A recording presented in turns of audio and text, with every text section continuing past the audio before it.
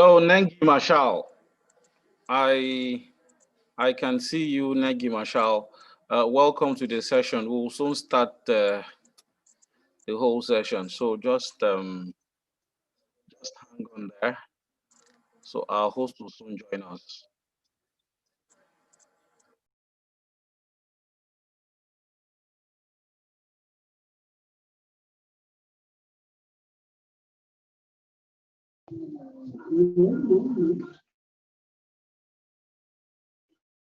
Can you hear me?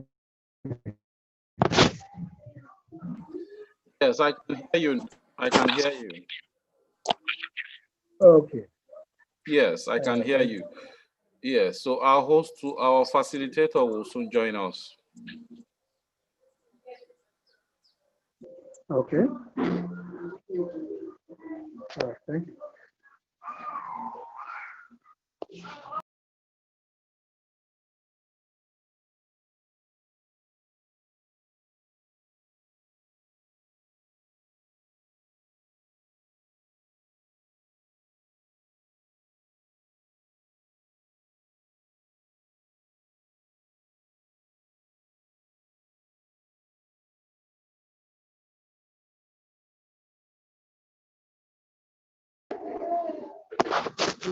Bamidele.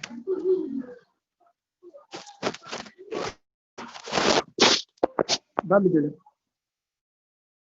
Yes, I can hear you. What kind of document are they coming on? What did you say? What time are they coming on exactly? This is 4:33 p.m. So they should be here by 5 o'clock on the dot.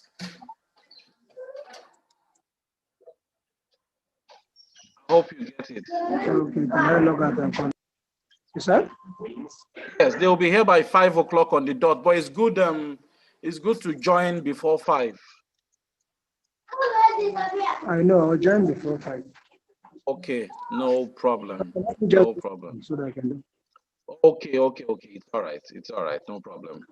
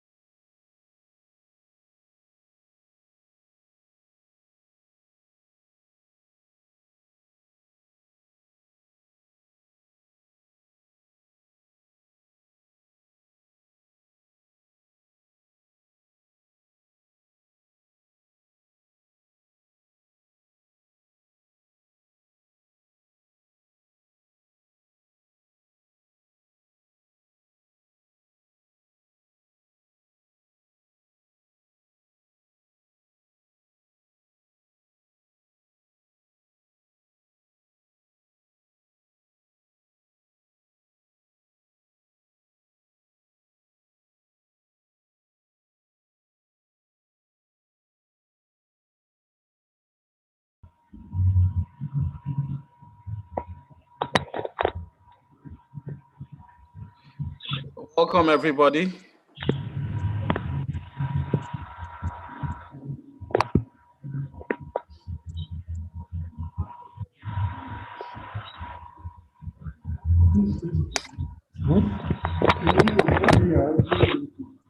Osjad, you can mute your mic.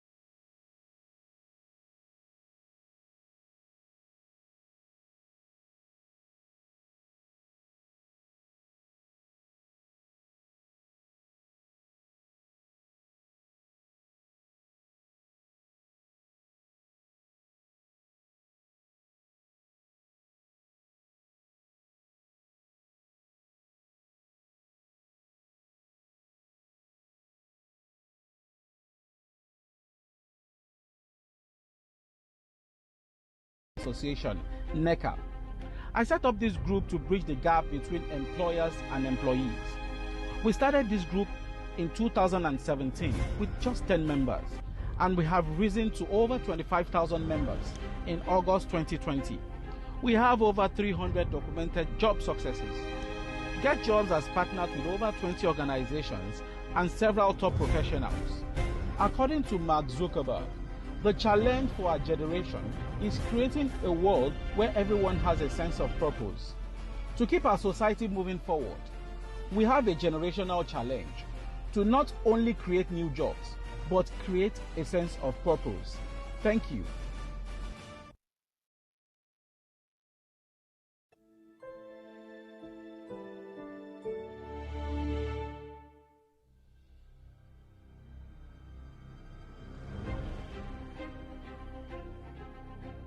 Hello everyone, my name is Bamidele Idris.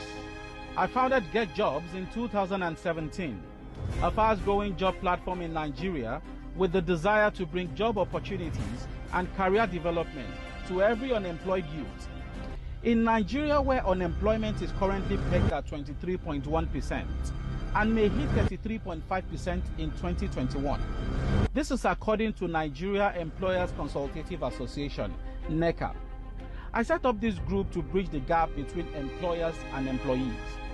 We started this group in 2017 with just 10 members, and we have risen to over 25,000 members in August 2020. We have over 300 documented job successes. Get Jobs has partnered with over 20 organizations and several top professionals. According to Mark Zuckerberg, the challenge for our generation is creating a world where everyone has a sense of purpose.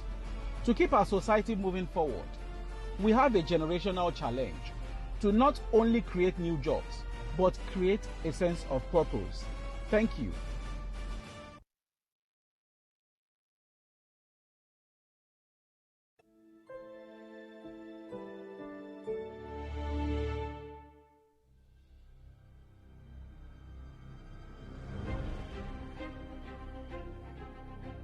Hello everyone, my name is Bamidele Idris.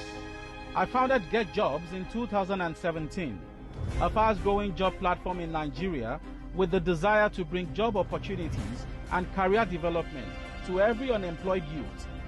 In Nigeria, where unemployment is currently pegged at 23.1% and may hit 33.5% in 2021.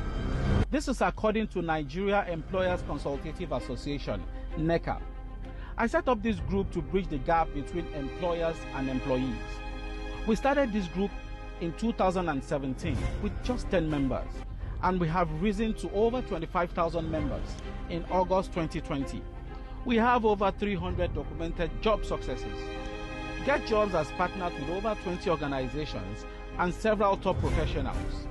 According to Mark Zuckerberg, the challenge for our generation is creating a world where everyone has a sense of purpose. To keep our society moving forward, we have a generational challenge to not only create new jobs, but create a sense of purpose. Thank you.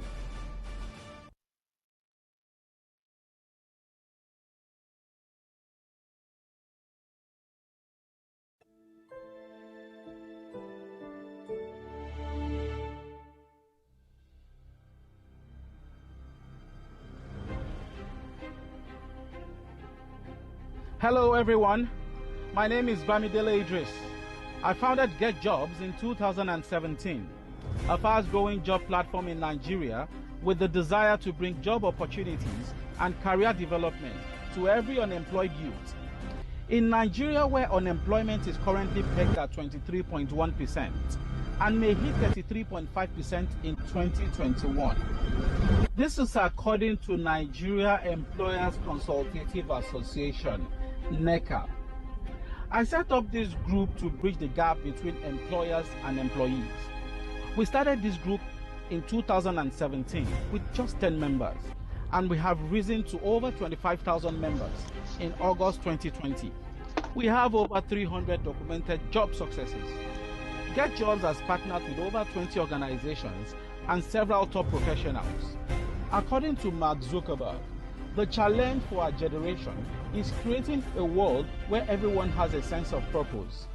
To keep our society moving forward, we have a generational challenge to not only create new jobs,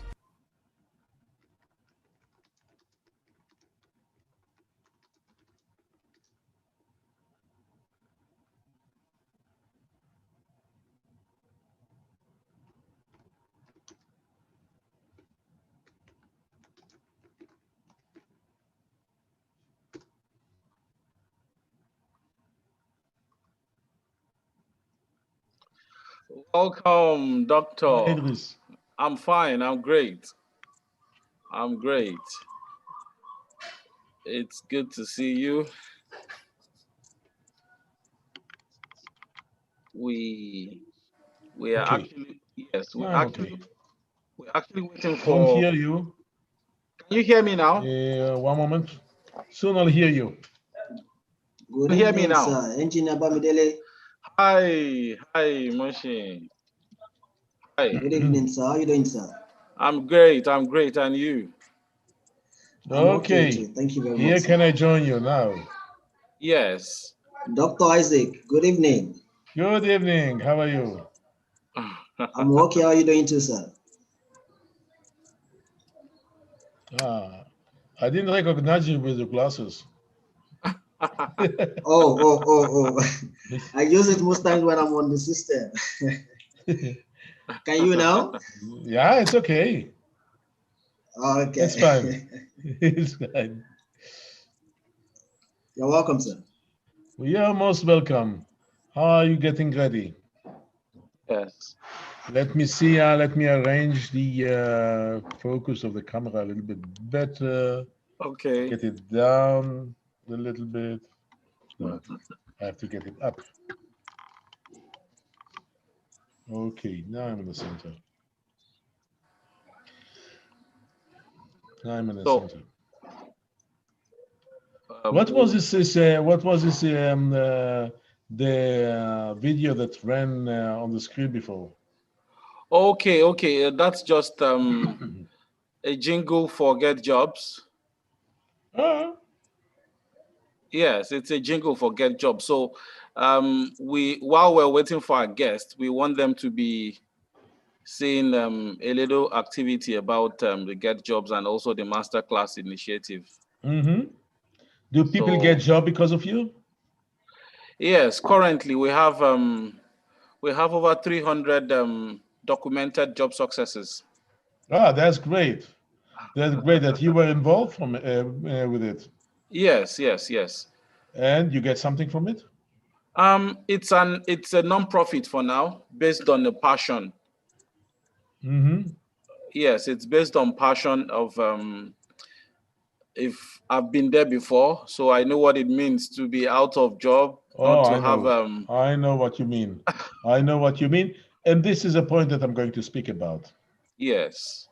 Because yeah, people think that when they are out of job, they are thrown to the street. Nobody is looking up for them, and people in higher level in the hierarchy of business are also sometimes out of job. When people are looking, when a company looks for clients, when they don't sell enough, when they don't have enough clients, they're out of job. They're looking for clients. Yeah. That's their job. Yeah. You want to sell your knowledge, and nobody wants your knowledge. This is the meaning of being jobless. If you have an offer and nobody is concerning with your offer, they're also in the same situation. Sometimes it's a much more difficult situation because so many are dependent on your success. The entire company might be dependent on your success. You know what? I'm going to switch off my phone because otherwise we'll start to have noises. You can put it on silence. You can put it on silent mode. I can put it, but the question if it's going to work, because all those beeps. Okay, we can always try. Yes. We can always Always put try. it on silence. Okay, now it's on silent. Let's see. Meanwhile, we can see if we have if we manage to not to be disturbed. Okay, I see everybody. All of my friends are here. Some is at least Bamidele is here. Okay, you know, when I have to talk and I talk to a black screen, it's not that fun. So at least I have you on screen. I mean, Bamidele. What did you say? At least I have you on screen. Okay. Yeah. So I can Mushi, see. I hope the Mushin will be here as well, so I can talk to him. I can discuss sure, with him. sure. Mushi is also online. Mushi is online. I know. I see. Yes, Mushin yes. is online. I see Mo I'm here with you, sir. online. See Mo online. I don't know who can use the broadband and the look at show the picture. I don't know. I don't know why Ayanda didn't open her camera. Maybe she's afraid to disturb you. Then I have here a few other new people I never met. Chris, I never met. Babatunda, I know, but Adogbo, I don't know who is this. Oh, Olshad, I don't know okay. either. What we can do is ask each person that is joining to just I don't know if you Mushi, I don't know, it's your call anyway. Yeah. Probably Yes, I'm planning to encourage ourselves to put on the video at least, except for those that will yes. be having Okay. connectivity Mushi, issues. Mushi will Mushi, you'll run the show. That's fine. Yes, I will Trust do you. that once we start. So when we Yeah. start, I'm going to Okay. inform others. Mm-hmm. I think we have just about 5 minutes more. Who is going? I have a question. Who is going to? One problem that I have with this masterclass, it's not a problem, but the point to remember. Usually, when I have such a masterclass, and the topic is very broad, and I don't know the audience, I like to have beforehand a handful of questions so I can see what people are concerned with. I don't have them. So what we can do is you are collecting those questions anyway during and you just tell them send questions. We are going to review them, and we are going if we see there is demand for certain aspects, we are going to raise it up. Okay, okay. It's because it's the class is theirs, it's not mine. I just enjoy it, but At the least, class is there. yeah, I think that will be fine. So as to eat what concerns people basically, so that will not be going off point. Let's see how that that Oh, I have goes. here. I have a new friend. What's the name? Absolutely, Nenji Mashal. Nenji. Okay, welcome. Yeah, I know that you are offline. The microphone is offline, and sometimes I see your fingers here. But thank you. Nice to see you. Just for information, it's been recorded, and we will be sharing it on YouTube live also. Okay. May I ask you a question? Yes. I had it. I did it to Brazil. I'm a kind of a. It was the masterclass. It was more of a lecture, a short lecture, and I told them I would like to put it on my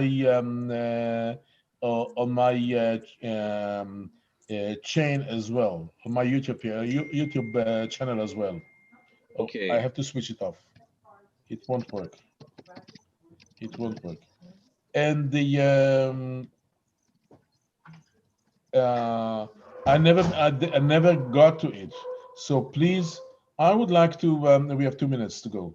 I would like to be able to download it by me and put it on my channel as well. So you have your channel. Just make sure that there's Get Job Nigeria is features are all over the place. Yes, no So problem. it's a win-win situation. Yes, no problem. Definitely, you get it. Okay. You get it. No problem. Okay. Now nobody's going to disturb. 1 minute to go.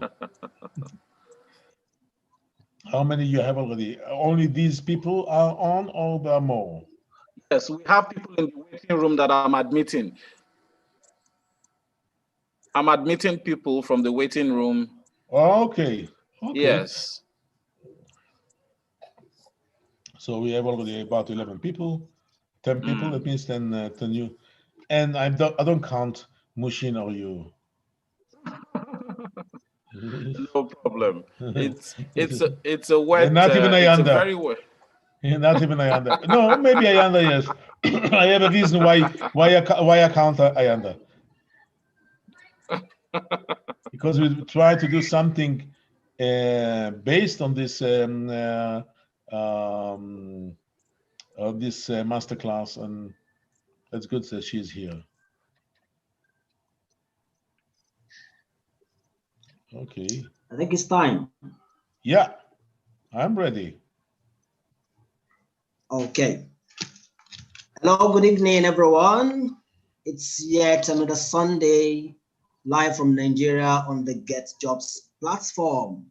I'm so much excited to be here this day on another episode of the sessions that Get Jobs bring to us alongside the Masterclass initiative. So I believe that every one of us, we are just as excited to be here today to learn and to add values to ourselves. So thank you very much, everyone, for making it a date with us on this platform of Get Jobs. So today, I'm Mohsen Idowu, your host for the day. So today we have a very interesting discussion, a discussion that probably some of us in the past we have taken a stake in it. We had done some things in the past, that would make us be part of those that would be said to be stakeholders in what we are discussing today. And maybe prospectively, some of us will still look forward to doing some things in the future that would still bring us to getting some tools together, strategies together that would assist us then. So we are just all in the right place at the right time to learn those things that would make us better in everything as regards the topic of discourse for the day. So today we shall be discussing entrepreneurship for all, including job seekers. So that is the discussion for the day. And to facilitate this discussion is a professional, a consultant. So let me quickly give a bit of his profile so that we get to know him better, and that would further assure us of the values that we are going to be getting at the end of this session today. So the discussant for the day is Isaac Mostovich. So he holds a PhD and is also a fellow of the Chartered Institute of Marketing. He's also an NLP master practitioner. He helps business owners, founders, and CEOs expressing their personality and fulfilling their dreams through their businesses. Side by side of being an outstanding diamond manufacturer and distributor, Dr. Isaac Mostovich badged his PhD in luxury marketing, developing his unique approach to luxury and marketing.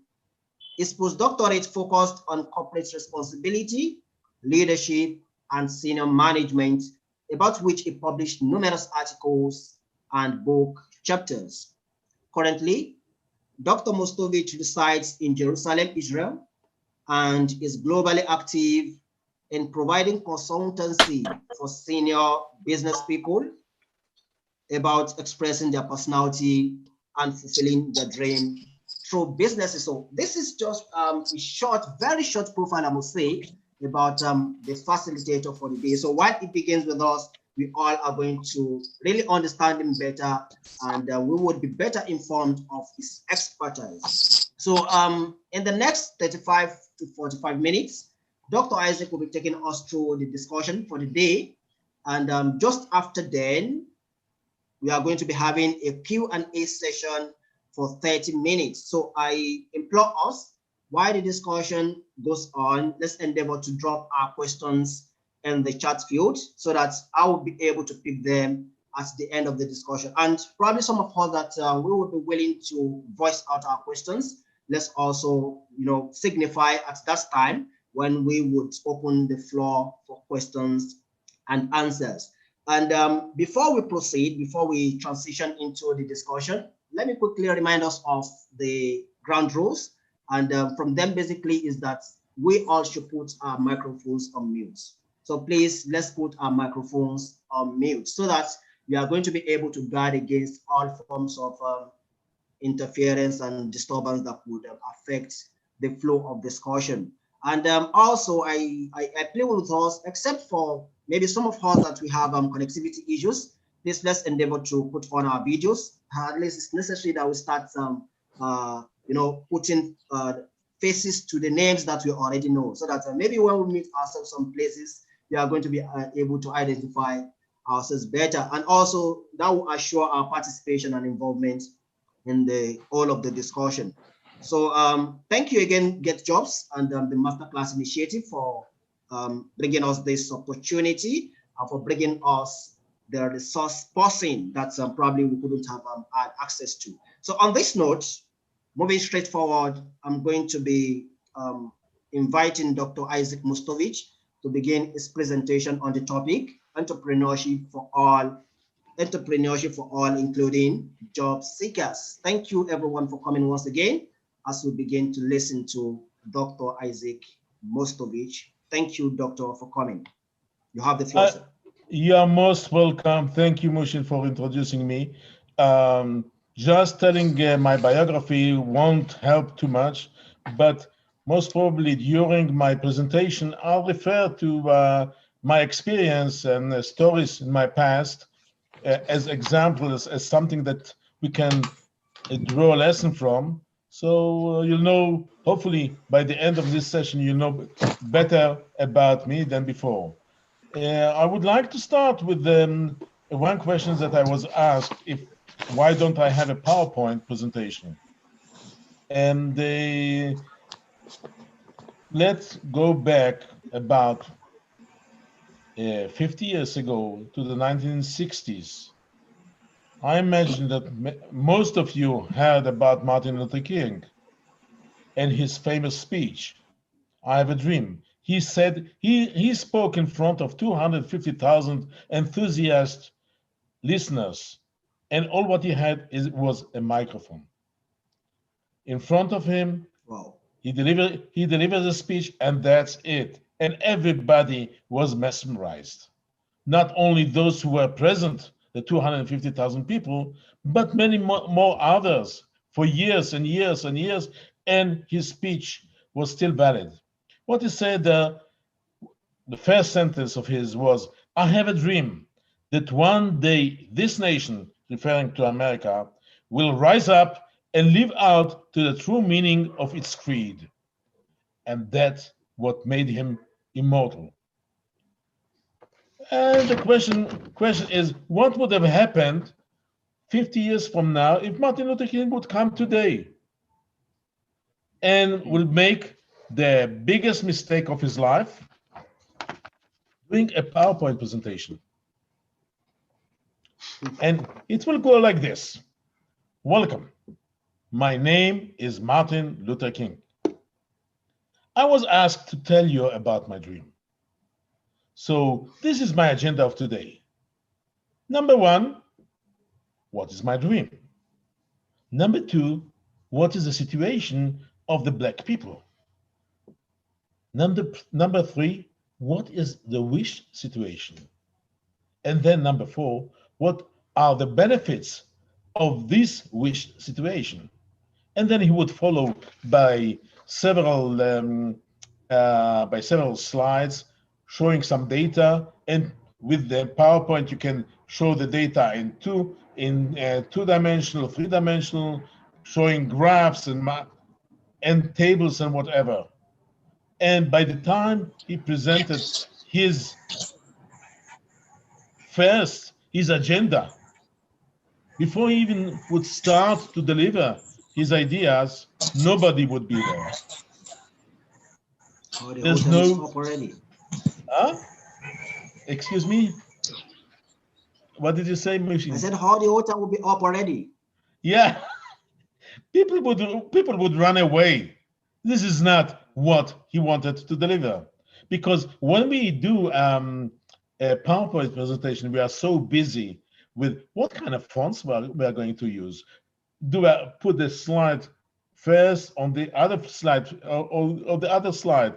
Do we put here a picture, a drawing, a caricature, maybe insert a certain movie? Should we put it on the left-hand side or the right-hand side? We are so busy doing this presentation that we already forgot what we want to say, what we wanted to say. And especially when we talk about entrepreneurship, this is not what entrepreneurship is about. I was introduced to the to the academic term of entrepreneurship when I was already out of business school, when I started my postdoc, doing a tour, presenting my ideas, presenting my research, and the entrepreneurship became a kind of a hot issue.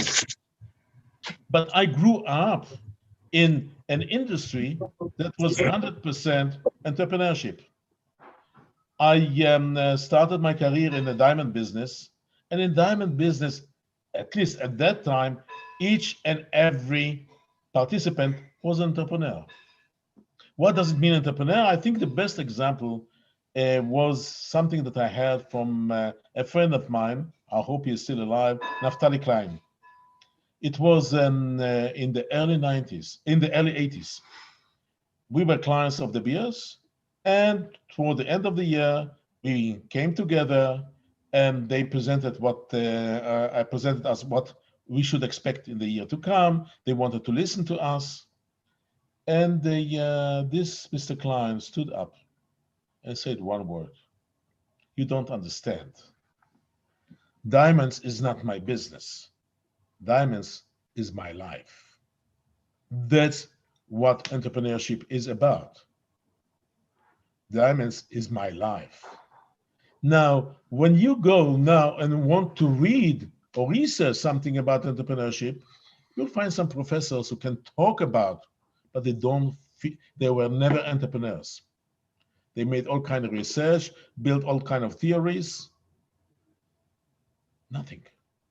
This is not what entrepreneurship is about. Entrepreneurship is about how do we feel, how do we express ourselves. Martin Luther King had perfect English. He was an excellent speaker. But believe me, if his English wasn't on par, his message would go through, because his heart was there. He was ready to give his life. Actually, he gave his life. He knew, he was very much aware of it, that his life are threatened if he continues his way. And nevertheless, he was giving his life for his cause. That's what we call entrepreneur. This is an example of an entrepreneur, somebody who is really involved in what he was doing. It's not about, I can tell you, this research and that research from people who never put their finger in business, who never really felt involved, people who really never really felt responsible for what they are doing. So if we want to talk about entrepreneurship, let's see what entrepreneurship is about. So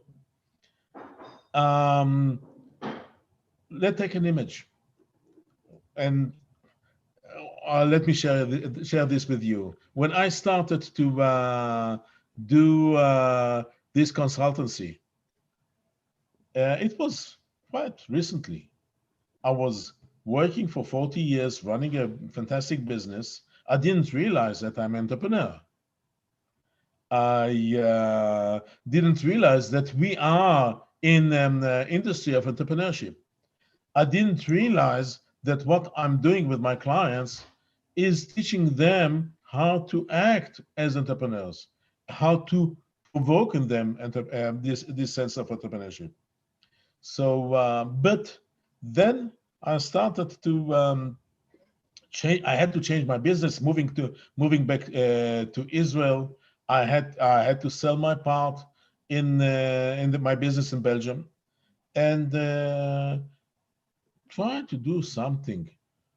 And a friend of mine told me, Isaac, you are wrong. Stop selling diamonds. Sell your knowledge. 40 years of knowledge is worthy. So I told him, okay, that's great. How do I do it? What kind of platforms should I use it? How do I reach people?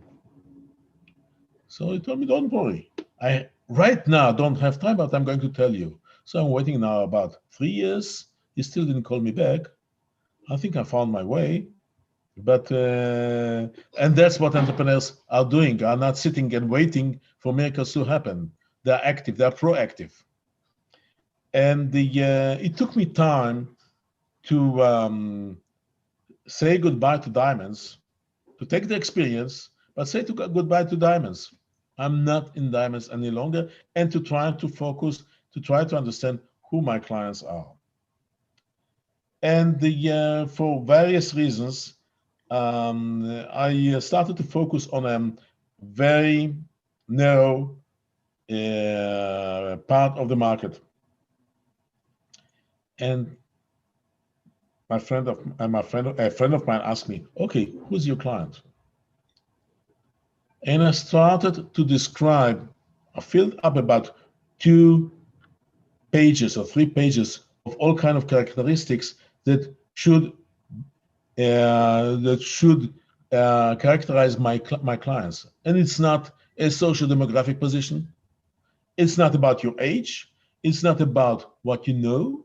It's not what about you are doing, and it's not about your position within the company. Although I think the better position is if you are a real owner of the company or CEO or really at the top, but not necessarily. And I'm going to talk about it. And what are we looking for entrepreneurship? First of all, we're looking for somebody who feel independent. I'm talking feeling independent doesn't mean that you are really independent, that you have an office, a one-man show. The question is, can you work within a team and still be independent, still feel that if you decide to follow others is because of your choice, not that you have to follow like a cow in a herd. Everybody goes, you go also. You have to be aware of, all the time asking yourself, is this the way I want to follow? Is this what I want to do? And it's fine. Sometimes you can say, I accept. Sometimes you don't accept. Raise up your voice. Listen, something is wrong over here. See that you are right about it. How about ownership? Nowadays, it's a little, we don't see it so much. Unfortunately, we don't see it so much. Years ago, people used to have one job, working for one company, and entered there at the age of 18, 20, ended by age of 65. Sometimes it would stay after even later. And when you talk to them, when they receive the job, so I told you, okay, I have a job at that company.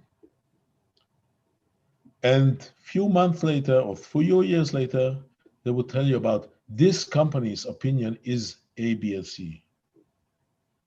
When they were in the company for quite some time, they would say, my company thinks that way. They started to own the company. They had a sense of ownership of the company. It doesn't mean that they were the bosses, but they have a feeling of ownership.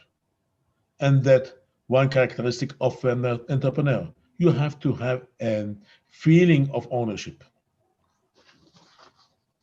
How about responsibility? People go to to work, arrive there at 8, 9 o'clock, leave by 5 o'clock, sometimes 6 o'clock, do their job, and you can't complain too much about what they are doing. But how does this advance your company? Do you know what kind of contribution to the company you bring? Many don't realize, don't even think about it. I got a description, that's what I have to do, that's what I did it very nicely. And did it support the company? Do you feel responsibility that what you do really moves your company forward? Because if it's my business,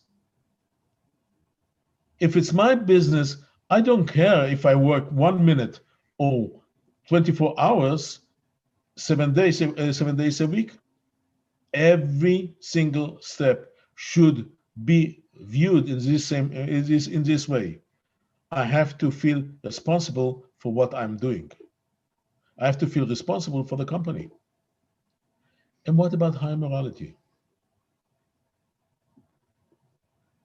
If it's somebody else's company, who cares? As long as I'm not caught, I'm fine. I can cheat, I can steal, I can act immorally. But it's not my company. What do I care too much? If it's my company, if I'm going to suffer from it personally, if I feel bad because I know that I cheated myself, then we can talk about entrepreneurship. One of the issues that, let's start from the bottom up. One of the issues that I was involved and passed receiving my PhD is corporate social responsibility, which means that the corporation has to have certain social responsibility, whether it means responsibility toward the people that are within the company or people who surround the company, maybe the environment around them. And I hate the word corporate social responsibility. Why corporate? And what if something gets wrong? Who is responsible? The corporation? Forget about it. Because all who manage this company from top to bottom, as long as are protected by rules and regulations and by law, they are not responsible. If you know that you did something bad, regardless to rules and regulations, nobody can sue you. But you cannot look at your face in the mirror. That's responsibility. That's something that is worthy. That's what entrepreneurs are doing. Yes. On this note, you mentioned that the individuals that are wrong in this situation cannot really be sued. But what if they sue the company itself? Would it not still translate to the individuals? I didn't understand you. There are two. One thing that I've learned is that I never relate to the corporation. There are people who make up the corporation. When you call corporation, is already a shield to protect you from people who are going to blame you, because the corporation might be blown away and the people are going to seek a different job. If it's your business, if it's your business, if you're your own responsibility, you are the last one to abdicate the ship. You are the ship is going to sink and you are going to stay on board because you feel responsible for it. You are the captain. And doesn't matter if you are the captain or the sailor of the lowest rank. If you feel that this is your responsibility, you are going to stay on board. Another aspect for good entrepreneurship.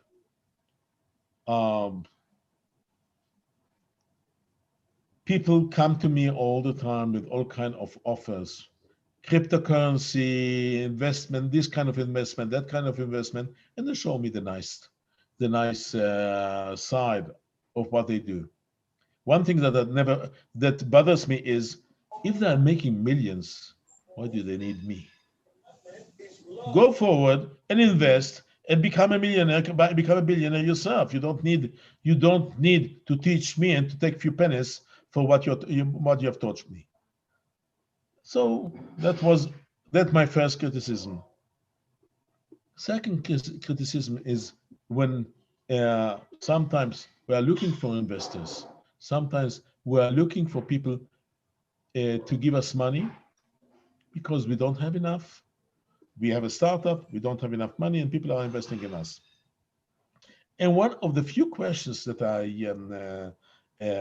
ask, and a key question in my opinion, is what happened when you lost the money? When you painted a rosy picture, and a rosy picture that has logic, but think about it.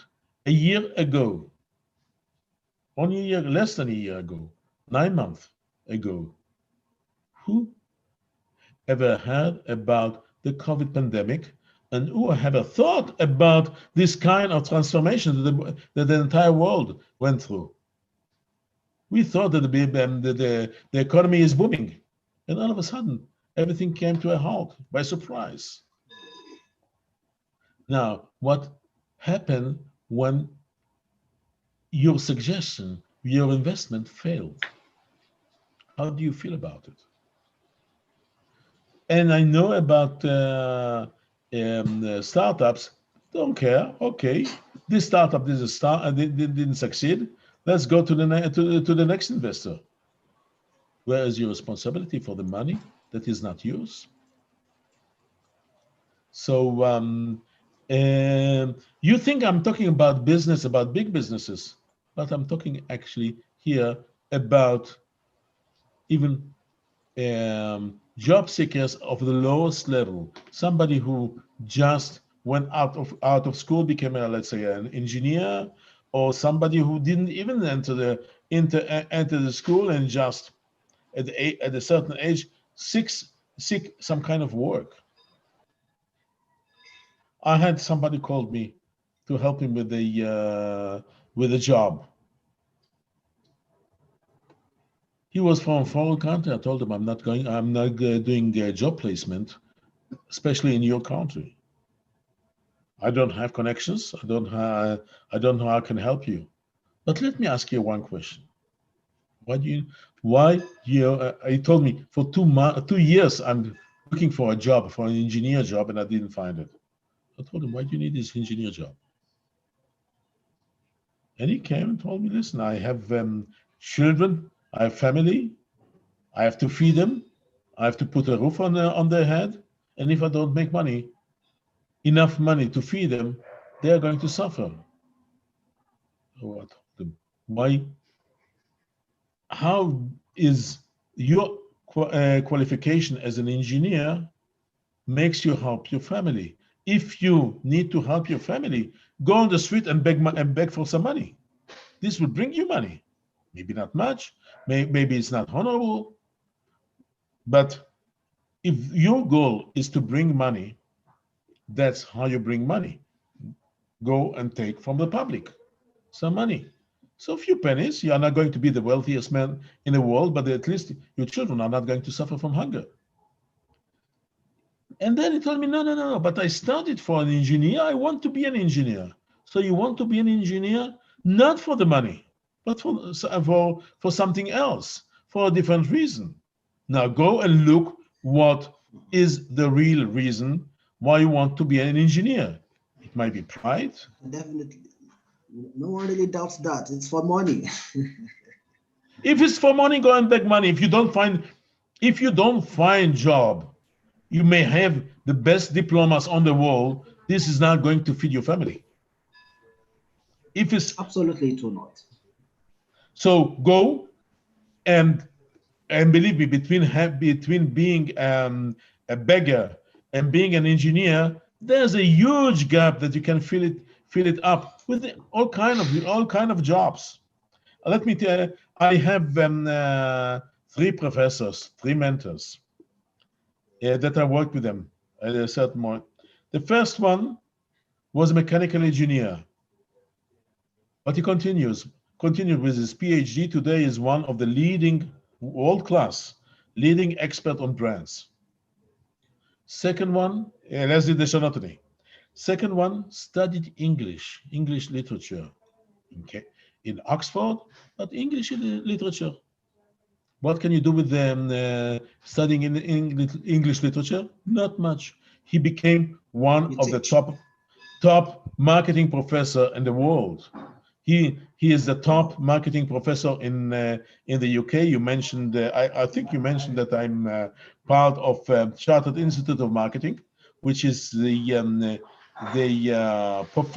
as a professional organization, is the best professional organization. He is on the top of it academically.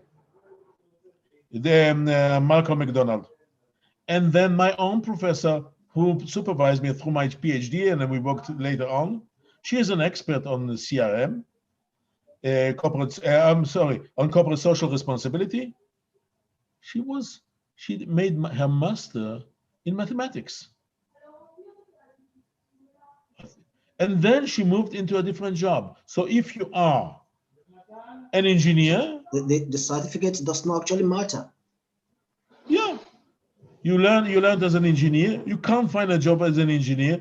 Find something else that people will appreciate you because you are a better person.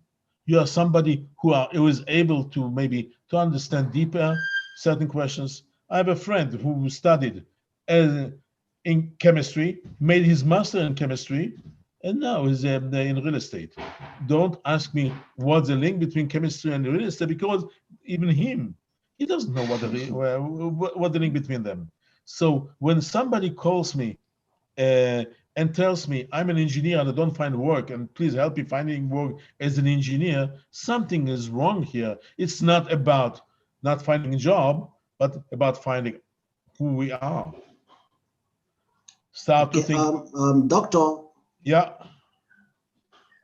Yeah, please. On this note, I think what is quite important now is to identify what exactly can one go in. For instance, now you just mentioned that given so many instances that people of different backgrounds, they are able to transition into something else. So what exactly led them to that? How were they able to identify some of the major things that they could do while they are still job hunting, or why they forgo the certificates that they actually were able to get in the first instance? I give you and I'll tell you the second part of the story. Okay, cool. That will be interesting. Second part of the story. So I told him, so you want to be an engineer? Any engineer? That means you open the I don't know, the newspaper or where you find availability for jobs, and whatever available job for engineer you are going to pick up, and that's for me. And okay. I told him, you're not going to work at any job, because maybe your qualifications on your CV are suitable, but we know that people are hired because of their CV, about their qualifications. That means if somebody studied literature, he's not going to be hired as an engineer or as a doctor, as a physician, but they are going to lose their job because there's a difference in personality. Maybe because they can't manage with their colleagues, they can't manage with their bosses, they can't, if they are in a management position, they can't guide the people under them. So which company do you want to work for? So he came with a list of the top companies. I told him, why? Do you know them? Do you know what happens there? Did you visit the company and check for yourself that the atmosphere there is the one which is suitable for you? So what happens here? What happens there was that the person was sitting at his room, checking his computer or checking the newspaper or checking whatever, and found what available jobs out there and sending a CV 2,000 places. This is not how you look. If I'm looking for clients, today I have to do it with Zoom, but usually I have to use my foot. It's a footwork. I have to use my feet. I have to travel. I have to walk. I have to speak to get out to the people and check whether they are suitable as clients for me, or maybe not. Okay. And sometimes I say, "You are very kind people, but we can't work together. We stay friends, but working together we can't." If you are looking for a job, regardless, as an engineer, that's fine. Go and visit the company and tell them, listen, I saw that they're looking for an engineer. What is actually the job? Who is going to be my boss? Who is going to be my friends? How the situation in the office is? Now you have to be clever because not everybody will let you in. Make you a tour of of the premises, but start to be smart. Ask kind of call the company, figure out maybe you have a friend there and you can get some information. Maybe you talk to the secretary and tell her, listen, I am looking into applying into a job there. I consider working with you. Can you give me some background? Background not about your job, because you are a professional. You already know what you have to do. But background about the environment.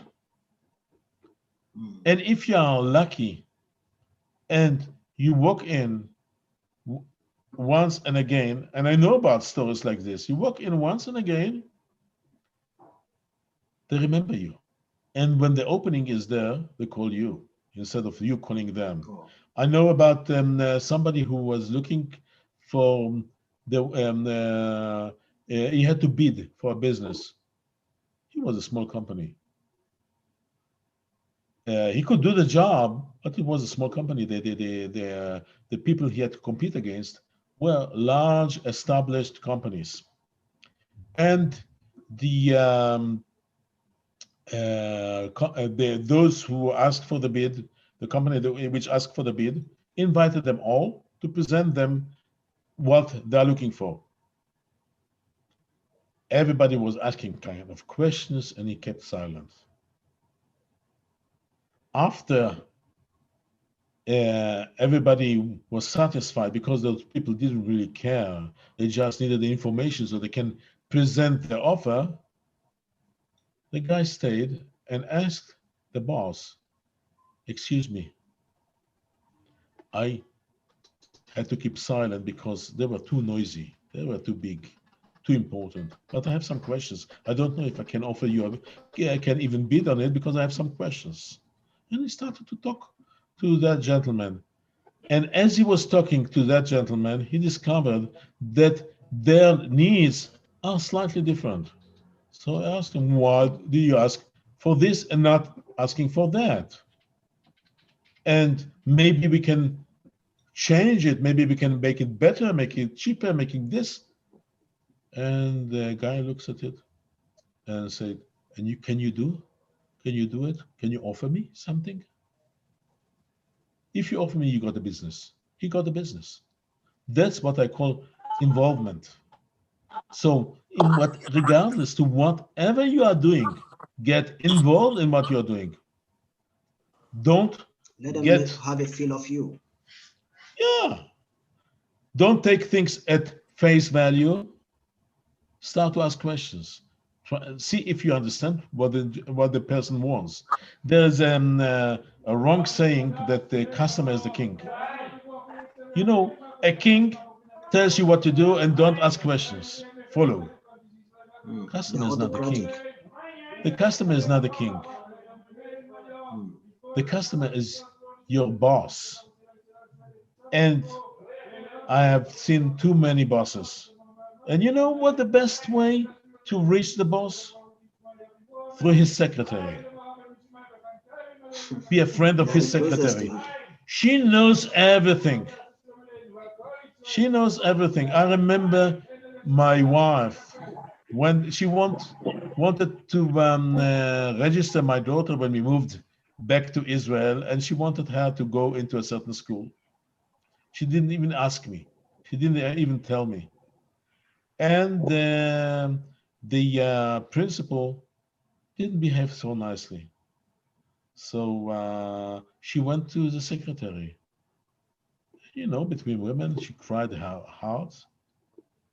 And the women asked her, listen, I recognize your name. Do you have a family in Tel Aviv? And she told her, yes, my husband is from Tel Aviv. And I think I know her. I know him, she told her. She called me from their office and we chit chat. I didn't see her for 45, 50 years. But we knew each other. All of a sudden, everything was open and she arranged for another appointment. So before she went to the appointment, asked her, and who is the principal? Ah, the moment I knew who the principal was, I knew I got it. Because I knew the family. Case closed. I knew the family. His brother was a good friend of mine, classmate. Everything. Him, I Interesting. didn't remember because he's older than me. Oh, So when we went to the appointment, I look at him and I told him, "You look exactly like your father, like your late father. Did you know my father?" Of course I knew him, and I told him he was living at this street and this number at that floor, and I'm a friend was of amazed. your brother. Business is closed. I got it. I got it not because my daughter was suitable or wasn't suitable. It doesn't matter. We were friends, and that's how you build relationship. So I don't expect you. Okay, in Jewish community, it's very easy to find connections. Statistics is that within the business community, the number of legs you have to go to find somebody you- is on average 2 legs, and you know the person. That means you might have one mutual friends, or maybe you need two people to make the connection, and not Jewish, Absolutely. I think non-Jewish community. Non-Jewish community yeah. is about There's a saying that you have three or four persons away from anybody in the world. usually in the West is about 6. So Okay. try to get to the 6 steps. It's quite more difficult, but you can build relationships. That's how we build relationship.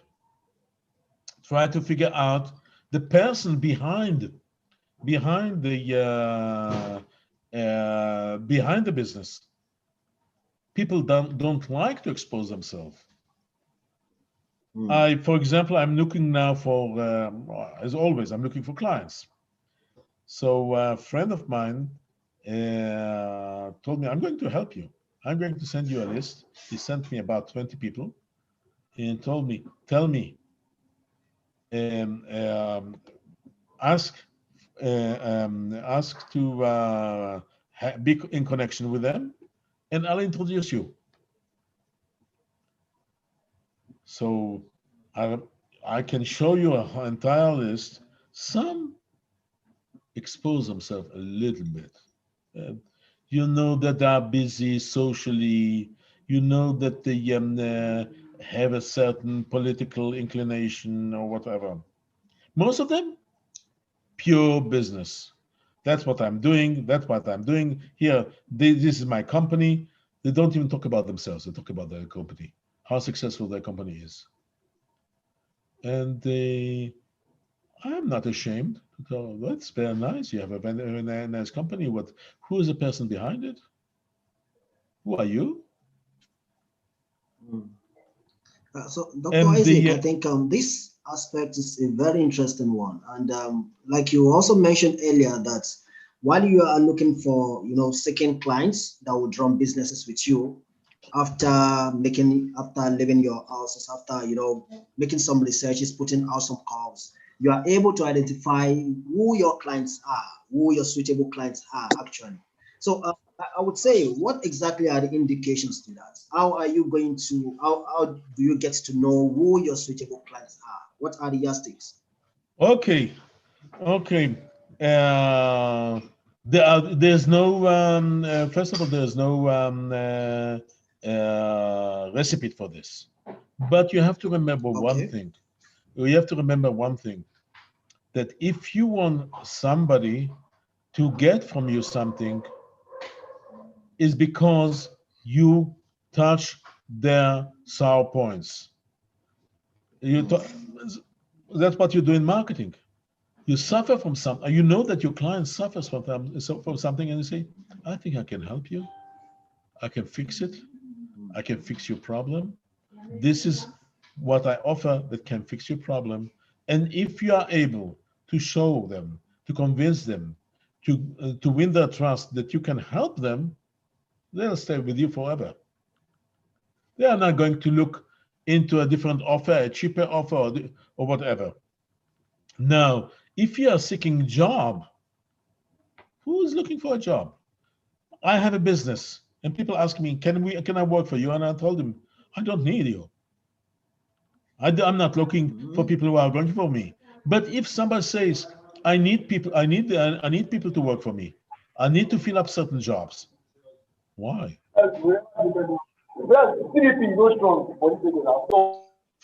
Excuse me. Sorry about that, doctor. Please proceed. Okay. People they are asked for people to. I'm looking. We are hiring now. Please apply. Why are you hiring? What do you miss? What is your problem? What happened? Maybe somebody left a certain job, and you go and ask, okay, what did he do? Was it, I don't know. Was he engineer? That's fine, but what kind of engineer? I know that I can tell you about now my son, my older son, switched jobs. He's an electronic engineer. That doesn't mean not much, because he's already in business for 15 years, switched several jobs over time, and the moved from one job to another, all the time improving, upgrading. His job that he got now is very, very, very specific,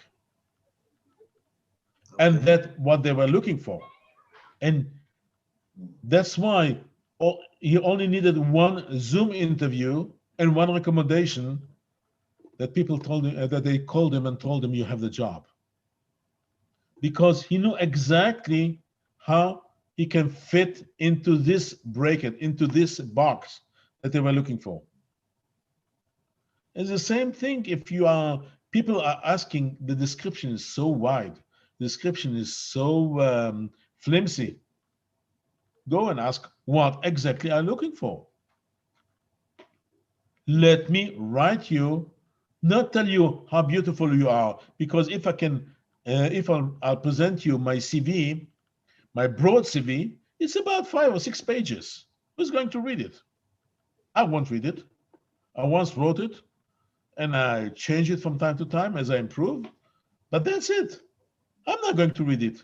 I want to see what is there for me. 2, 3 lines. Not the paperwork anymore.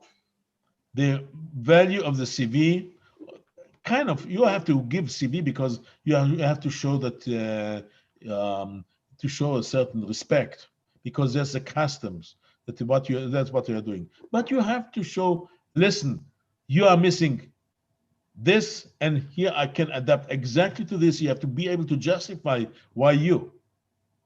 How many who apply for a job can justify why them and not somebody else, regardless what kind of a job? talking about jobs, I had a professor, was very, very wealthy person. So he played between business and the teaching. He enjoyed teaching, but he enjoyed making money as well. So for between 70 and 80, he made billions of dollars, and then from the 80 on, he went on retirement. So he taught a little bit. And he told me, I came with a company car. I don't know, was it a Rolls Royce or something of that kind. I came to a meeting with the board. As I stepped out, I saw the cleaning man sweeping the entrance, and he went with the these kind of brooms, very wide brooms that you have to go with two handles and go like this, cleaning. Kind of interesting system if you have a wide area that you want to clean. You cannot go just by a simple broom. And he looks at it and tells him, "Hi, that's interesting. May I try it?" I told him, "Of course, go ahead and try." So you can imagine that the CEO, the owner of the company, goes and tries to clean to sweep the floor. And this guy had the laugh of his day. He told him, "You don't know how to do it. So please teach me." So he taught him. They became the best friends. And I remember when he came back to class, he told us about this experience and told us, listen, he was an expert at his area. Now he's proud because he found an angle where he is at the top. He might be the lowest in the rank, but he's at the top because he's an expert. Because I couldn't do it, I couldn't do what he did. And I'm happy because he taught me something that let me think about something in the future. And we became very good friends. So the same thing when you're looking for a job, can't be too wide. Why that job? Why not another one? Because there is a certain job description, and all those job descriptions are far too wide. You don't know why. You don't know why. What is hiding behind this job? So here we have another aspect when you are seeking for a job. It's the same thing, because we all look for a job. This is marketing. It's about the other. We care for the other. We have to understand what the one on the other side wants, and checking whether we can satisfy these needs. So if Dr. you're looking Isaac, for, yes. In your opinion, are you saying that entrepreneurship is also marketing, or that marketing is just an integral part of entrepreneurship? Marketing is all over the place. I tell you what happens. Academia enjoys to compartmentalize jobs and subjects, because like this, you have a professor for marketing, and you have a professor for entrepreneurship, and you have a professor for engineering, and within marketing, it breaks down into this kind of aspect, that kind of aspect. You become expert in a very narrow angle. At the end of the day, marketing is about satisfying the need of the other. Can you satisfy the need of the other? What do I care how you call it? What do I care why you call it? Call it marketing? Fine. Call it having a job? Fine as well. You have to understand when you are applying for a job, you have to understand what people want from you, what they expect to get from you. Maybe when you speak to them, you figure out that there's a better solution. You have also to be able to lose. Sitting with them, can you sit with them with an open mind and telling them, just filling up a gap is not the right way. You have to change the entire structure. I won't get a position because I can fill up the gap. But this is wrong, because do a different structure, save money, and do much better, and do a much better job without me and without anybody else. And I can tell you another secret. When you have some people with this kind of what we call chutzpah, this kind of, they can tell you what to do, but can you tell you how to run your business, can suggest it in a very kind way. And you have a bright boss, he tells you, listen, as you told me, there's no room for you as let's say, as an engineer, but there's room for you as a person. I want to have you with me. Because he has a solution. We'll find for you something, because we don't want to lose you as a person. Maybe your job is not suitable for us, but we won't lose you as a person. And then this is how you build a great business, based on the people who are there and not on the job that they fulfill. Oh. So, Dr. Isaac, thank you very much. I think we have about 10 minutes to round up the presentation. So, and you began mentioning some characteristics of an entrepreneur. So you mentioned a number of them. I just know if you have some few more to mention, so that we pick all those before we end the session for the day. I can give you a few more characteristics about them. The last one to leave the boat. The one you mentioned immorality last. Yeah, it's more than morality. You know, if you own something, you'll try to save it. That's why a captain supposed not to abdicate his ship, even when it's sinking. He sinks together with his ship because it's his ship. It's very difficult for people to admit failure. But if you're an entrepreneur and you build, if I have in front of me an entrepreneur and I built a good rapport with him, he trusted me and trusts me and I trust him, the chances are that he'll admit that business is not that rosy. Business is difficult. He suffers, but he suffers more from the need to cover, from the need to shield it from others. Because if he has a big business, great name, he knows that everything stinks, but he hopes to cover it, that nobody will discover it, and meanwhile he'll try to fix it. And not always it is working. That's why we see companies that failed. Remember Qualcomm, Enron. When I studied at one of courses of financial strategy, Enron was the example of the day, and we had a rule in this class that whenever we study about a company that it is an example, we showed the share of the company. They always fail. They always fail. We always made money. And the reason was that because they were involved and somehow the company derailed and they didn't want to lose their face. They established the company.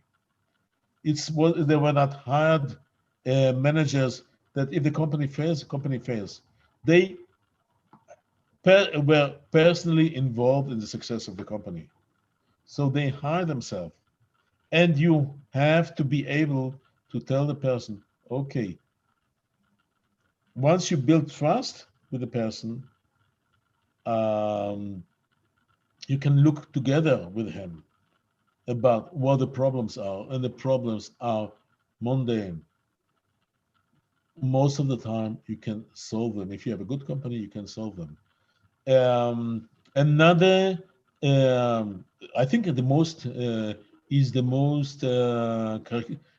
important characteristic of the company. You're not there for money. We are there for self-expression. You feel something. You remember, look at Martin Luther King. What did he got from it? A bullet in his head. He had a message and he felt that he has to deliver it, even if he's going to pay for it with his life. If you have a business, ask yourself, is it worthy to die for it? Is this what I want to be remembered for in the years to come? And it's not money. But when we go back to my story with a friend of mine who asked me to help him with a job, to find him a job as an engineer. You want to have money? Not necessarily you have to be an engineer. You can do whatever you want. If you want to be an engineer, why? Explain me. What makes you, being an engineer, what makes you better, a better person? As somebody who is going to be proud of what he did in his life. That when you are at the last moment, when you're almost closing your eyes and you look back at what happened to you, you say, it was great. I did something great. I did something great. And this something great somehow connected with the fact that you were an engineer. Not always. That's a question you have to look for. And that's what makes an entrepreneur. And everybody can become one. Everybody can become one. Everybody can become one. Yes. There are times that we know so much fears as regards venturing into entrepreneurship, probably because of the witness failures around from peers and so many businesses that we have around us. So how exactly do we grow that mindset, and how do we manage the failures? So as an ending note to the presentation, sir. Okay. You moved, and there's a mental block here that many carry. This is something that I try. Let me put it again in a very open way. If you go through what I told you, it's not about business. It's about personal expression, about who you are and not what you do. And who you are can be in any job, in any position. Of course, I have a difficult, in my profession, I have a difficult position because many will help you to understand who you are, but not many will try to explain you who you are within a business realm. That's what I'm doing for life. So you have to understand within business realm, what are you doing? Because most of the time you spend on business. Most of the time you spend on work. So better be there, not spend an hour a week when you have time on self-improvement. Take where you most of the time is spent and do your self-improvement over there. And it's not the money that you are making, although when we are in business, we try to make money, and we will make money. Absolutely. But it's about how satisfied we are. Let me share with you a last story. 40 years ago, I was a teacher for 1 year. I had to be a teacher, and I was a teacher for 1 year. And because I was in a very, very well-established elementary school, the students that I received were students who couldn't fit into the class. They needed a special attention. I got a boy from first class. It was December or January, and the teacher tells me he can't read, can't write. Already few months into school, and most of those children started to learn to read and write a year or 2 years before. So I told him, okay, bring him to me. And I started to talk to him, to interview him. And I realized that he can, with terrible mistakes, with terrible problems, difficulties, but he can read and write. And what he missed was self-assurance, because somebody told him that he is making mistakes, and he kind of closed himself, or he had all kind of troubles. So I spent few weeks with him, opening him up, and after a few weeks I asked the teacher, and how does it go? He told me, he's a new boy. He gets involved in class, he reads and writes, and everything is fine. Okay. 25 years later, I walk with my wife on the street here in Jerusalem, and a young couple crosses the street, approaches me, and they were with 3 babies with a stroller, and the guy tells me, thank you. I look at him, who are you? You don't remember. I was your student 25 years ago. And at the first grade, and then I remembered. I told him, you were from Nevaseret, from the settlement, not from Jerusalem. He had to take 3 buses. A boy of 6 years old. Every morning he took 6 buses to school, 3 buses to school, 3 buses back. Wow. He told me, yes. Thank you. Because of you, I am now what I am. And he was there in a very successful position. Believe me, I didn't get a penny out of it, but the amount of satisfaction that I got from it was worth everything. And that's what entrepreneurs are looking for: satisfaction, self-satisfaction, true self-satisfaction, not the money. You're in business, Rian? Okay, so you make money because you have to survive somehow. But look for satisfaction. Be happy. Look what will happen in 20, 30, 40 years from now. When you meet your client from 40 years ago, when you meet your boss from 40 years ago, and he tells you, hey, I was so happy to work with you. That's what should guide you. Thank you very much, Dr. Isaac, for this wonderful session. I must say that it's really an enlightening one from you.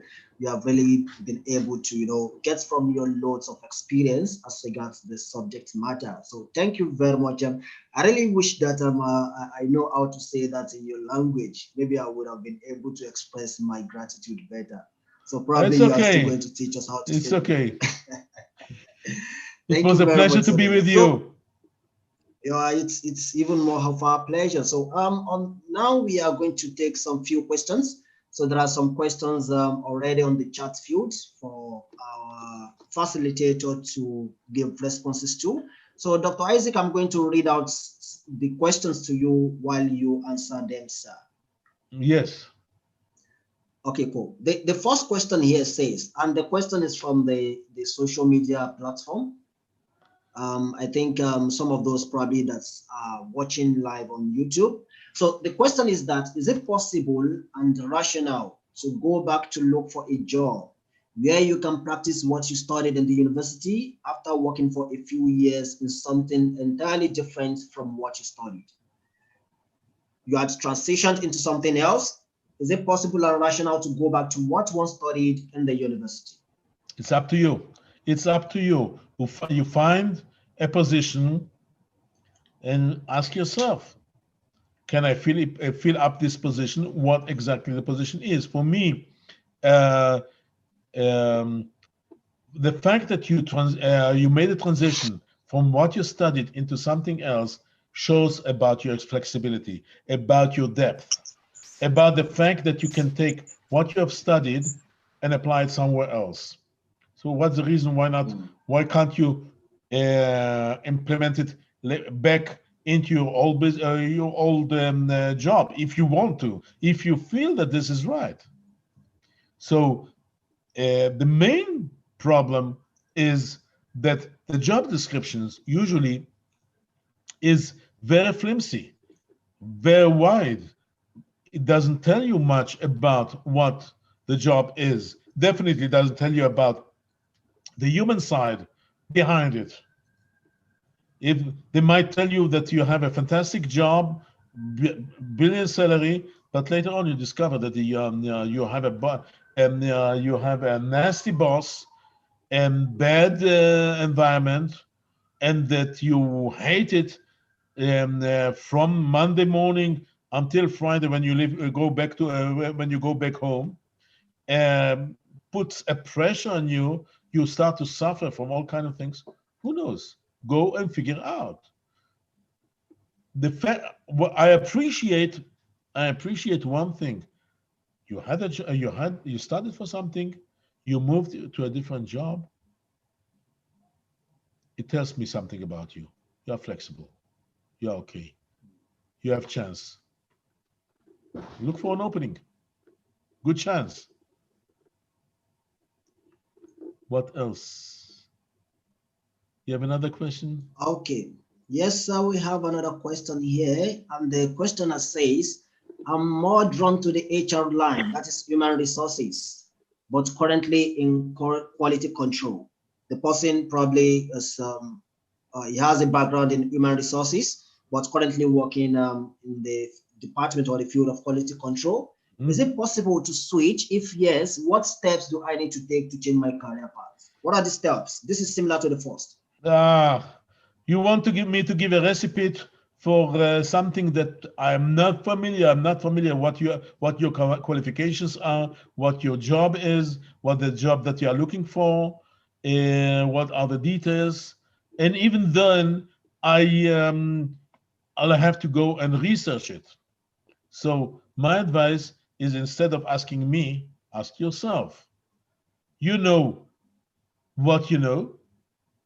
You ask yourself, I want to improve, I want to change, I want to go elsewhere. And ask yourself why. Figure out for yourself. Don't ask somebody else to give you one. I can give you hints, but don't ask somebody else to do your job, because it will be his job and not yours. I had still a friend of mine on LinkedIn, and I'm posting regularly on LinkedIn, and she started to comment on my posts, and then she told me, so what questions do you ask your client when you start interviewing them? What is your first question? Second question? Can you give it to me? I told her two points. Number one, I don't know what question I'm going to ask. I'll listen to them. Number two, if I knew, I wouldn't give it to you for free. And then if you ask my questions, it's not you, it's me. Don't try to mimic me. Be original, be yourself. So if you have questions and the question is great, try to figure out. Make a test. Be entrepreneur.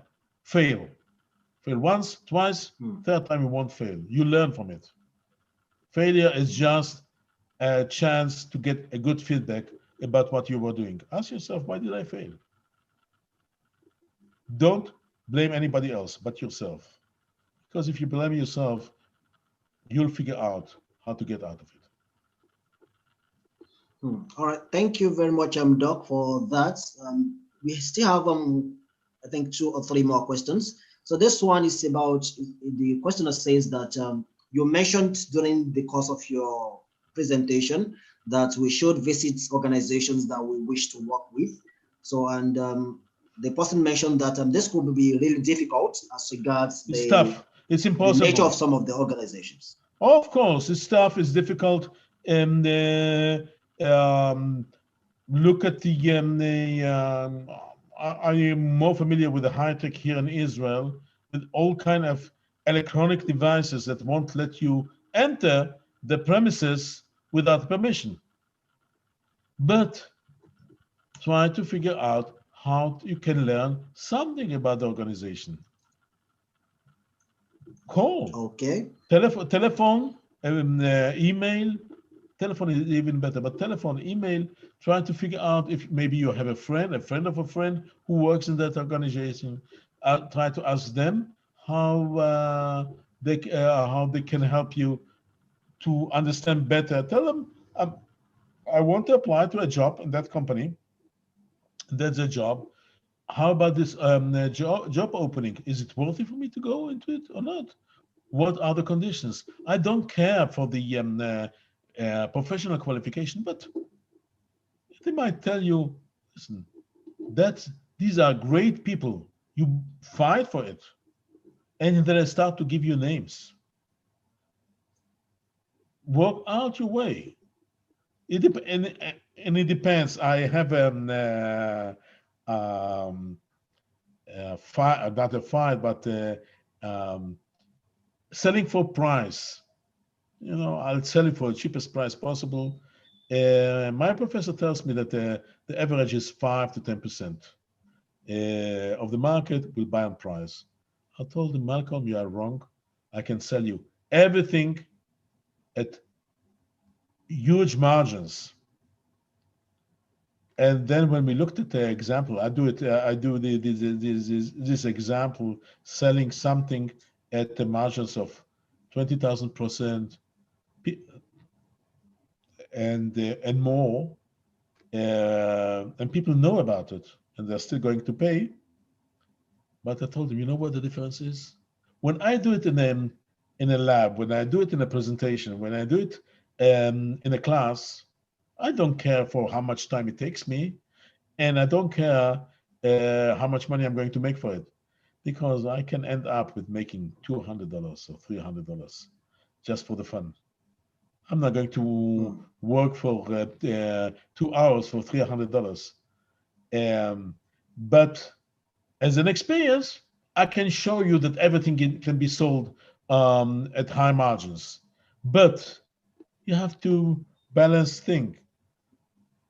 If it's something expensive, if you are going to sell an apartment and raise prices by 5%, that's worthy. But if you're going to sell tomatoes and raise prices by 2%, what do you have from it? From 1 kilogram of tomatoes, you better sell them, whatever price you have. So the same thing with the job. Ask yourself, how much time you are going to invest into it, and what you are going to get out of it. Is it worthy? Oh, no. So I'll get a job and I'll try to build myself inside. That's another way. Be flexible. Ask yourself questions. You want to do something? See if it's worthy or not. You can't enter the enterprise and you think it's interesting, you can always bail yourself out. Nobody stands there with a gun and tells you have to stay. If it's a really nasty, bad operation that makes you upset, bail yourself out. You are young. Go out and find something else. They are not the only one on the market. Should be flexible. And when the next boss asks you why you left, you know exactly why you left. Not that your qualifications weren't there, but because the boss acted in a certain way. The environment there was bad, and you can give examples. And you can. What about sexual harassment? A woman suffers from sexual harassment at one place, and she decided to leave. She's not going to complain. Goodbye. I don't want to stay there. You come to a new place, and they interview you. And first questions they are going to ask you: why you left? Your previous job. You say, I was harassed. I didn't even wanted to place a complaint. I said goodbye and left. Now it depends.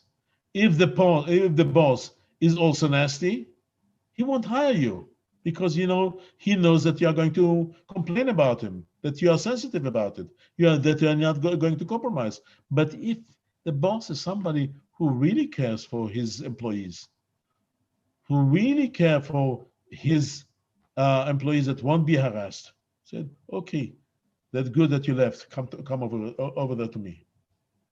So It's not mechanic.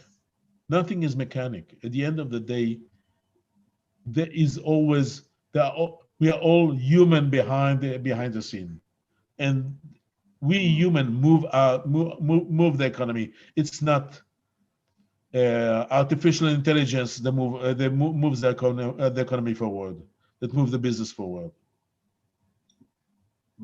Thank you very much, Doctor. So I think at this time we will quickly like to take 1 or 2 minutes break so that we entertain ourselves with a video that will be played from the control room now. So please let's exercise patience and let's stay tuned while we enjoy the minute or 2 video that will be played now. Thank you everyone for taking our time to be here. We are going to return in a minute or 2. Thank you.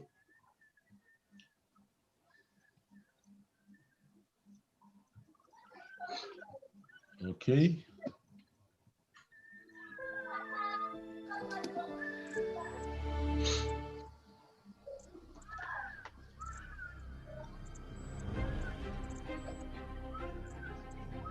Hello everyone, my name is Bamidele Idris. I founded Get Jobs in 2017, a fast-growing job platform in Nigeria with the desire to bring job opportunities and career development to every unemployed youth. In Nigeria, where unemployment is currently pegged at 23.1% and may hit 33.5% in 2021. This is according to Nigeria Employers Consultative Association, NECA. I set up this group to bridge the gap between employers and employees. We started this group in 2017 with just 10 members, and we have risen to over 25,000 members in August 2020. We have over 300 documented job successes. Get Jobs has partnered with over 20 organizations and several top professionals.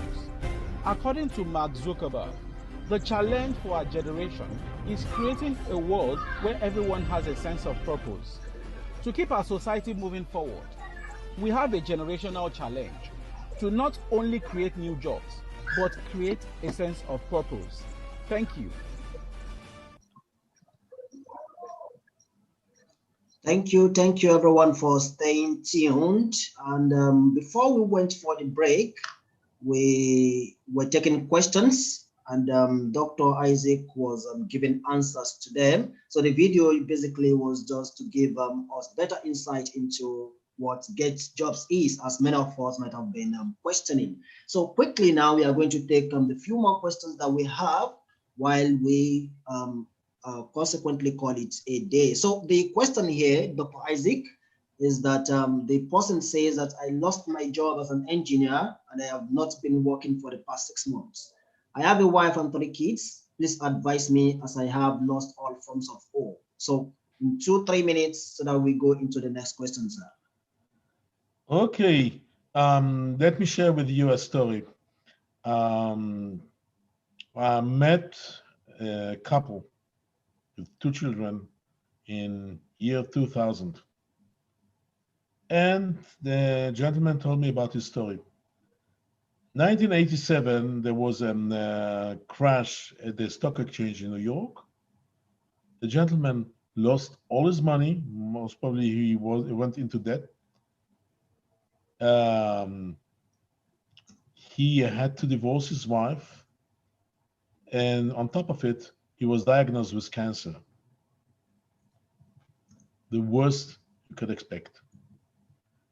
He went to his rabbi and asked him, what should I do? So the rabbi asked him, what is your job? He told him, I'm a stockbroker. And how you run your business? He told him, with my mouth as with my brain. So I told him, your mouth, you still have it? He told him, yes. Your brain, you still have it? I told him again, yes. So use your mouth and use your brain and go and work. And when I met him at 13 years later, he was already recovered from cancer, remarried, had 2 beautiful children, and he was so wealthy, so he decided to take 1 year break and go on tour around the world. That's how I met him. Um, Now, it's a nice story, but think about it. What the rabbi told him is, you're not a stockbroker. You have certain tools. These tools could be used one way or another. So figure out what your tools are and figure out how you can use them in the best way. I know it's a pressure when you lose your job and your family has to be fed today when uh, you don't know how to. When you are still looking around, the pressure that nobody can relieve. No, there's no magic over here. But sit back and ask yourself, what are my unique skills? What is so unique about me? And how these unique skills can become of use. Maybe as an engineer, maybe not. Then when you try to sell yourself, you don't sell I'm an engineer because it means nothing. But I have certain unique skills. And many, I know friends of mine that for them getting kicked out from losing their jobs was was beneficial, because when they started to look at what my skills are, and they said, okay, I can do A, B, C, and they opened their own businesses and they became very successful. So again, another saying from one of the greatest rabbis is, losing courage is losing completely everything. Don't lose courage. If you had a job, there's no reason why you won't have tomorrow. You can have a job tomorrow, maybe not what you have done before, maybe something else, but you'll find. If you are courageous, you'll find something. I'm sure about it. And I wish you good luck. Thank you very much, Doc, for that. So there's a question here also. The person says that when a job is posted with different descriptions, so the job description specifies that there are 4 skills that is needed for that particular job. But the individual is able to just meet with 3 out of the 4 skills required for that job. Would it be advisable that the individual go extra mile to learn the 4th one while still pursuing that, trying to get that job? Or how can an individual maneuver or navigate his ways in this situation?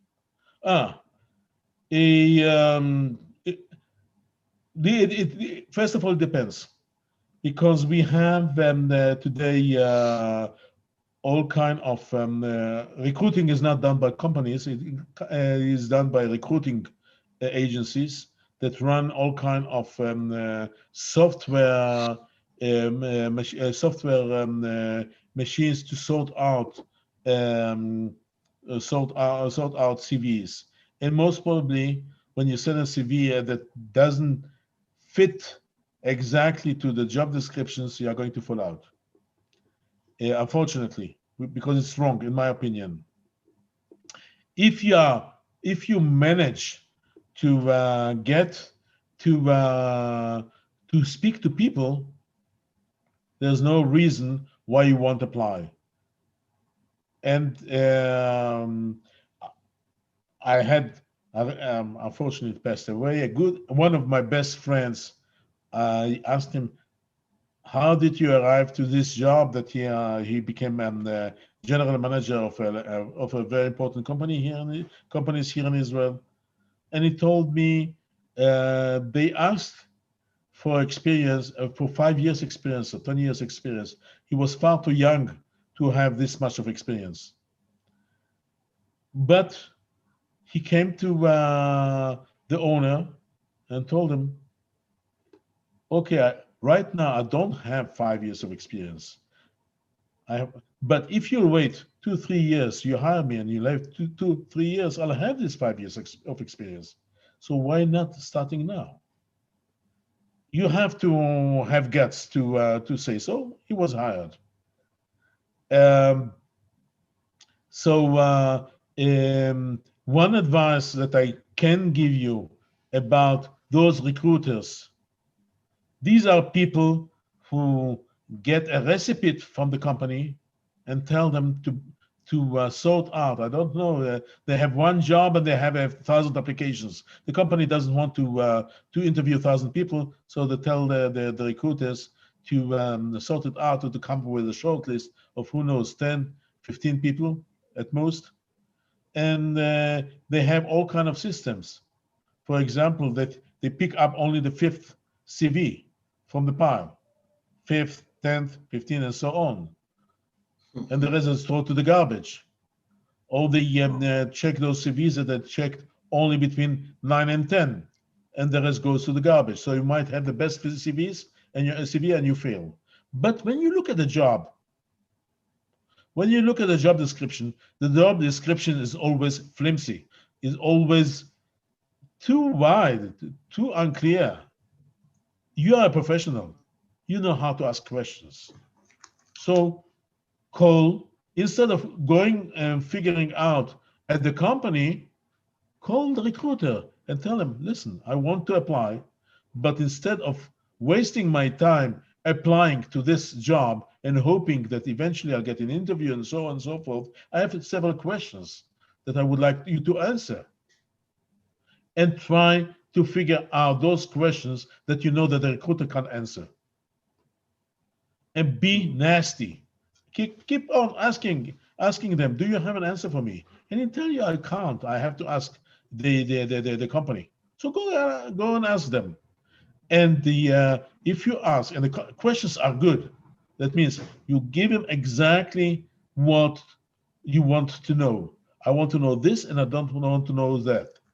And what you're gonna have to do is to give a call to the company and come back to you. Give a call, come back to you. How many times do you think he is going to do it? And meanwhile, the company will know you. Will know there's somebody who knows to ask the right questions. So at the end of the day, you have a chance. I'm not there again. There's no guarantee. You don't know what the job is and who the boss is and how they are going to recruit. But somehow you'll say, you know what? I'll put you on a short list and stop with all your stupid questions. That's fine. That's what you wanted, to be on the short list. You wanted to be interviewed by the company. You wanted to be out of the lucky 10, and it's all luck, out of the lucky 10 that were interviewed for the job, and not out of the thousands that apply for it. You have all the time looking for opening. Think about what you want to do. Think about what your purpose in life is, about who you are and how you want to express yourself, and how you are going to express yourself through the job that you are going to do in the company, whether you can or can't. Think about the person that is there in the company. Look always for opening, and the opening is when you meet people, when you can talk to people, when you can instill doubt, when you can ask questions beyond. Not looking at the list, they ask for 4 qualifications, I have only 3. Oh, it's not for me. This is not the way. I think you can quickly merge what you're saying now with this last question, which is that what are the opportunities abound for African professionals in Israel? So maybe you quickly just make a merger between the two. Okay, opportunity that right now with the economy that is in a close down. We had half a year ago about 1 million unemployment, 1 million people. Now we are going back to about 800,000. We went down. We are going back, and people will find jobs. People will find jobs because the economy before the pandemic the economy was booming. The rate of unemployment was about 3 to 4%. There's no reason why it won't come back to it. So we'll see small businesses closing down, large businesses closing down, and it's temporarily. People are going to suffer temporarily. Luckily, the government promises they don't fulfill it, but the promises that they are going to help us a little bit. But it all depends on us. At the end of the day, all depends on us because we need employees. We need people to work for us. Nobody, no general can win the war if he doesn't have soldiers. So will these people will find jobs? People might go back to their old businesses. People might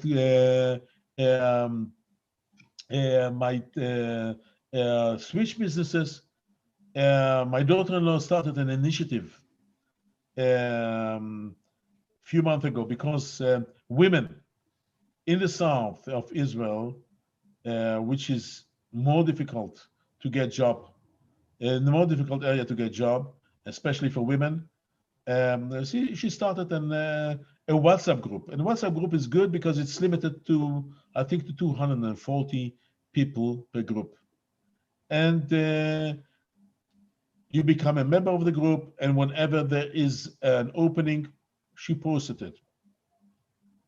And the list of attendance is huge. It's run by four ladies. The list of attendance is huge.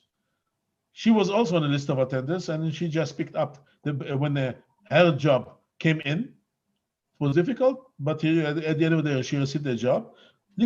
And jobs are coming in because people are looking for jobs, and they're posting. And you just look at this WhatsApp group, and you see names keep on changing because some found jobs and some new entered. And they left. Wow. So if there is unemployment, part of the unemployment is to take a picture as it is now when certain companies decided to put off employees, and certain businesses didn't find the employees that they need. So it's temporary. So just try to be part of this dynamic. You'll find the jobs are there. It's abnormal that you have here in Israel 800,000 people who are unemployed. Thank you very much, Dr. Isaac. It's been a really wonderful session with you. It's a long evening, and I would say that the trip was quite fine, leaving Nigeria down to Israel, and now we are gradually, we are returning home now. So thank you very much, Doctor. Thank you very much. I hope I've been on this. I hope I've been to. Wanted to say something. Yeah, I hope I've been a little bit of a help to people, just to open their mind a little bit, to give them courage, to instill a little bit of flexibility in their mindset. And one of the biggest problem is that we block ourselves. We put ourselves into certain blockage. We don't open up. We don't look around what we can do. And the opening is there. The opportunities are there. There's no guarantee. There's a saying by us that bread is not for the wise. So some wise people won't make it, but we have to try. If you really feel that you have to bring food on the table to your family, you have to feed up your family, you bring roof on their head, and this is a noble cause. This is a great cause. It makes you a great person, a great responsible person, somebody who is going to fight and work day and night just to see his family grows, not that he doesn't want to see his family suffers. This is something that can give you strength, courage, and you'll find a job. Thank you. Sorry, Dr. Isaac. Thank you very much for the wonderful words of encouragement. So I must say, every one of us, we have really learned so much. And personally, I have loads of some of the points that you gave during the course of the presentation. So, like, I would like to just remind the participants about is one, you said that losing courage is losing everything. So we shouldn't lose courage. So once the courage is lost, then there is nothing that will drive us again towards achieving those things that we set as our goals.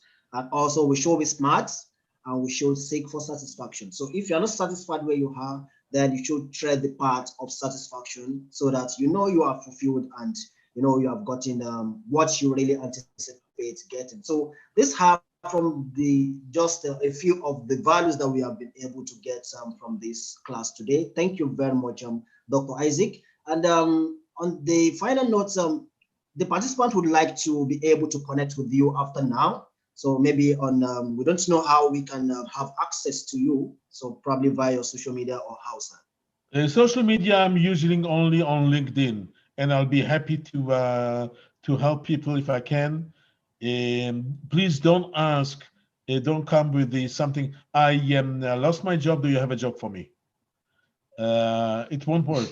I'm not in Nigeria, and I'm not in recruiting. And I think you have some great people who can help you.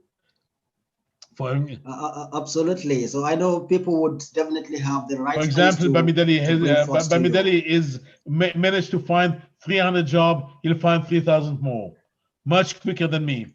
Even much more. The projection is quite higher than that. Thank you. Okay, very much. with good luck. But if you have a certain idea, if you have a business, for example, and you felt that you arrived to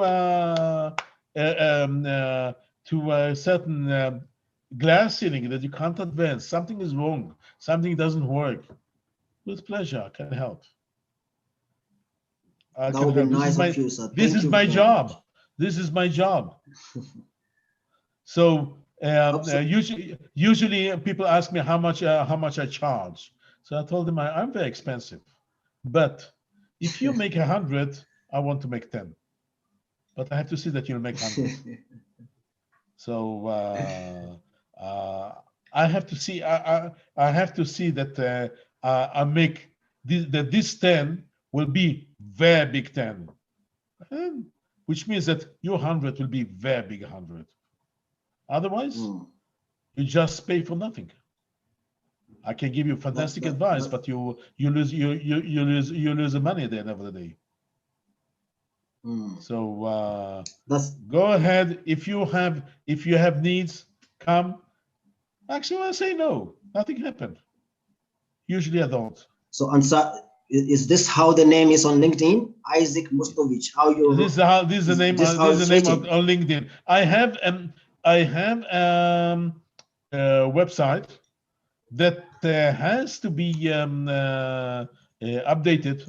Simply, I don't have time. I'd rather do this masterclass instead of writing down rewriting my website. But you have my email over there, so send me an email. Send me an email. All right. Thank you very much, sir. So it's really our pleasure. You have already two ways of reaching me. Email or LinkedIn. On my website LinkedIn. Or LinkedIn. That's fine. Both of them. Email. Both of them I see quite regularly.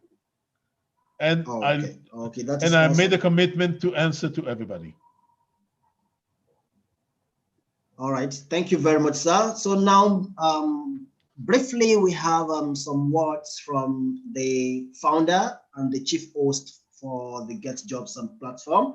Engineer Bamidele Idris will have a few words with us, after which we are going to, see another video that would be freshing us before we finally close for the day.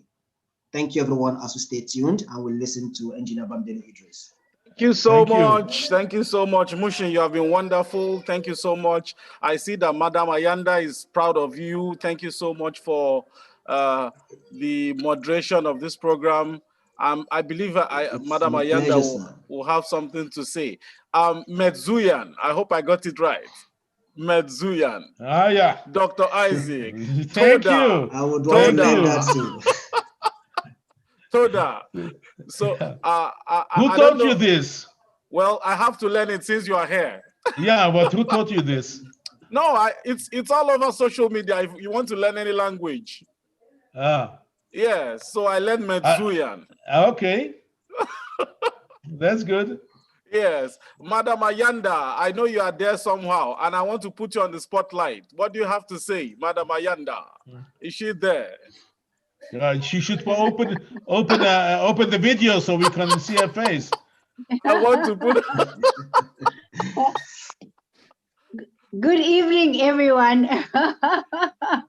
How are you? And thank you for an amazing session, Dr. Isaac. It was really great session. It's almost 10 p.m. in Dubai, so I'm not suitable for video right now. Okay. It's all right. Yes, no, but it was worthwhile waiting for the session. It was a good session, very insightful, even for myself. And I could see from the questions that people really were intrigued by the session.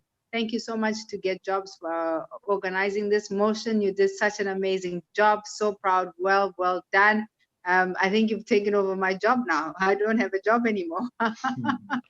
So well done, really. Dr. Isaac, thank you so much. We hope to have you again. You're welcome.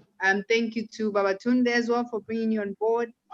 It was a fantastic session indeed. Thank you, engineer, for organizing it. And I think everyone really gained a lot of value from it. Yes, thank you so much. MasterClass initiatives, I know you're there. MasterClass, we're actually doing this in conjunction with MasterClass initiatives. So for those who need to know about MasterClass initiatives, just go to LinkedIn and type in MasterClass initiatives, and you get to know more about the sessions. And I believe, Dr. Isaac, you've been hitting the nail on the head, and I have just one video to end this whole session. And the video is a summary of virtually everything you have been saying. I hope you don't mind me sharing it. Oh, with pleasure. With pleasure. Okay. On one condition. I'll let you know if it's good. I would like to have it mailed to me or sent over to me. So you are going to have it. Everything you need, you have it. Okay, great. So we are. So that for you. Thank you very much. So just a minute.